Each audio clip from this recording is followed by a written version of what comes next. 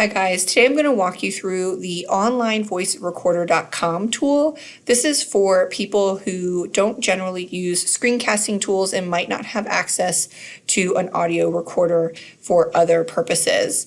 So you just go to onlinevoicerecorder.com. This is the page that will open and you just click the red button to start. I'm going to record a short statement just saying my name, and then I'm going to walk you through the process of how to upload this to Google and then add it to a Google Slides.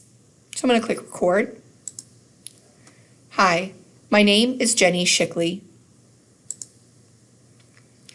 Now that recording was very short, but you can record significantly longer pieces using this tool. The only issue is you can't really edit them, so please keep that in mind.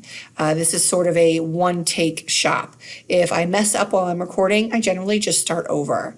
I do sometimes use a script to help me stay on pace. So I'm going to go ahead and click save, and you're going to see that it's going to download into the corner. I actually don't even open it. I just show in the folder, and this will be in the downloads folder, and I generally will rename it. So I'm going to rename this one at the top of my list, and I'm going to name it name sample so that we can find it when we're done. So the next thing I want to do is I want to upload this to Google. So I'm going to go to my Google Drive, and I'm going to click on new and then file upload.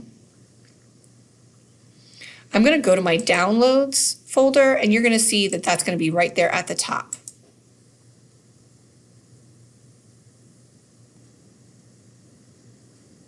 Once that's downloaded, you should see that pop up in your drive. You can always just search for it if you can't find it. And you're going to want to change the share settings. Now, if you have a whole bunch of audio files that you've done, you could select them all at the same time and change all their settings at once. But you can just click on it, make sure it's highlighted, click the plus sign, and you can address its share settings. When you add an audio file to a Google Slides, you want the share settings set to anyone, even if it's students who are opening it inside your Canvas page. The problem is that the link won't recognize that. So it has to be set to anyone with the link. So once you do that, you're going to click done.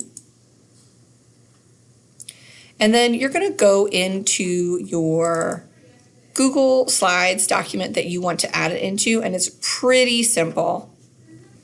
You'll see this is like the front page of a slide, so maybe I wanted to put some instructions here, or you could do it on like an activity. You're just going to go to Insert, Audio, and you don't have to search for it. All your audio files will be there based off of most recent, so it will generally be the very first one. If you downloaded a series of them, then they'll all kind of be there in a set. That's why naming it is so important. So there is my audio file. I'm going to go ahead and select that and then hit select. It's going to automatically put it somewhere.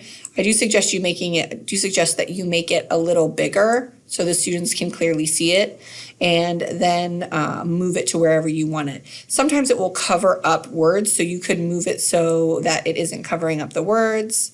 The students will see it and they know to click the play sign.